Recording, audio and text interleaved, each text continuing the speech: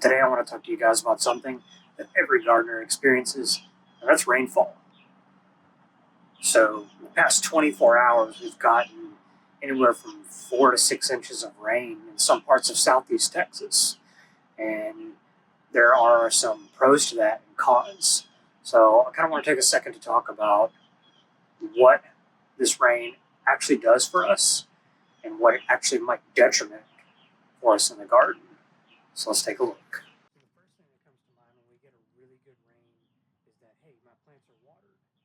I don't have to water them, and we typically have that flush of growth on plants where things automatically just begin to look better than when we're watering for ourselves. And that's because rainwater is generally soft instead of being hard like municipal water, which makes nutrients easier to absorb.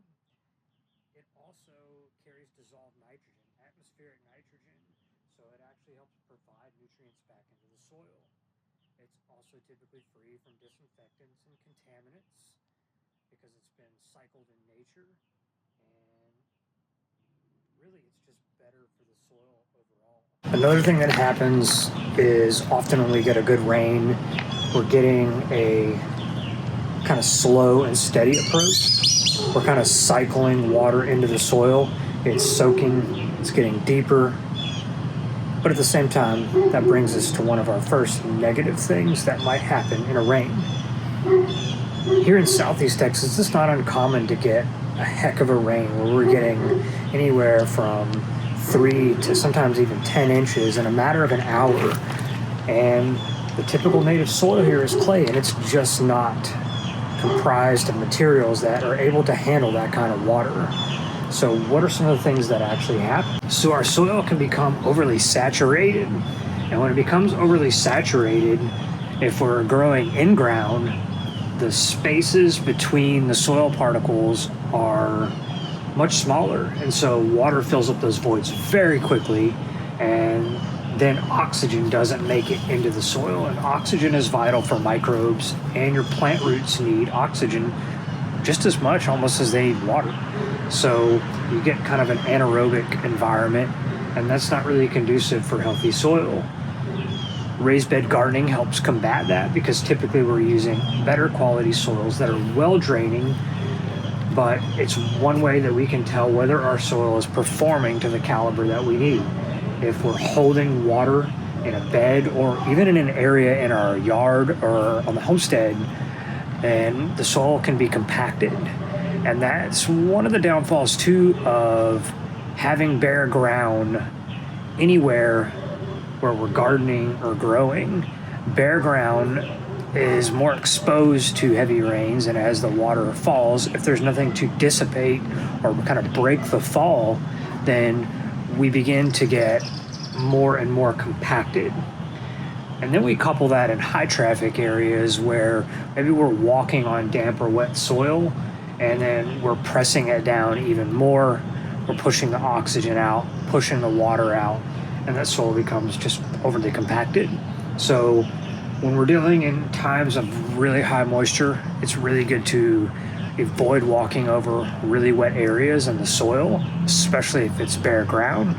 If you have grassy areas, it's not as bad, or ground covers. But ideally, we want to avoid being on top of the soil when we get excessive moisture. Next, if we're getting a bunch of moisture, what can happen is, although it's carrying nutrients, we're pushing those nutrients deeper into the soil or potentially washing them out. If we look at like the depth of a raised bed like this, it can have anywhere from 1 foot to 1.5 feet worth of soil. And in that small amount of soil, we have a ton of nutrients, a ton of microbial life, and we can be pushing out those nutrients deeper, which is good in some aspects. But when we're growing food like this, we want those nutrients to be readily available. While, slow and steady rain can help move nutrients through the soil and little bit deeper into the root zone of plants, which can immensely help them grab what they need. Too much washes it out, you get runoff, and the nutrients escape. And then we're left with having to do lots of supplementation. And that's not always ideal because we're trying to grow food, we're trying to grow things that can help us. And if we're having to provide a lot of inputs, such as fertilizer, minerals, soil amendments, and sometimes it doesn't become cost effective to grow. So what are some ways that we can help maintain water? We want to make sure we check our soil consistency pretty regularly. We can do that, checking, squeezing the soil, see if it's clumping together, watching the surface to see if water is pooling or holding in it, or just seeing if it's damp even throughout. If it's holding moisture, we can make amendments. We can use things like, I don't know if this will focus in, but expanded shell.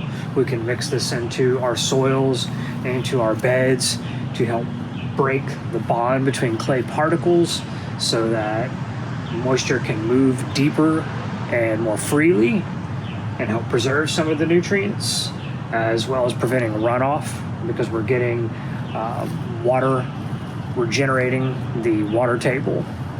We can also just ensure that we're doing our best to avoid bare ground. We can accomplish that with planting ground covers, dense plantings when we're planning out our gardens throughout the different seasons, or we can also place down a mulch layer. Lastly, one of the ways that we can help preserve moisture and keep it in the ground without it running off with our nutrients or being soil focused is to utilize a cover of trees. Trees dissipate rainfall, they stop it, they slow it down. You have an immense amount of surface area in the canopy of trees like I have behind me that slow down the rainfall. They help keep it from being compacted. So this is something that you don't see a whole lot of in this region anymore as we go through storms, large weather events, and people become fearful of having trees on the property, rightly so, because they do cause some immense damage sometimes. But if we're very soil conscious and we're paying attention to what we're doing and we're caring for the trees, making sure we're feeding them, and overall using resources such as arborists to be able to assess the health of the trees, we are able to use these to our benefit. They help keep the soil much healthier with a larger microbe population. They help us use up a lot of the excess water that falls because they need a lot more moisture as a larger growing species. And lastly, again, reiterating that they help break the rainfall and relieve some of the compaction problems that come in wide open areas. So I hope you found some of this useful and just some common things that we see about rain. And I hope you found some value out of this episode. We'll catch you on the next one.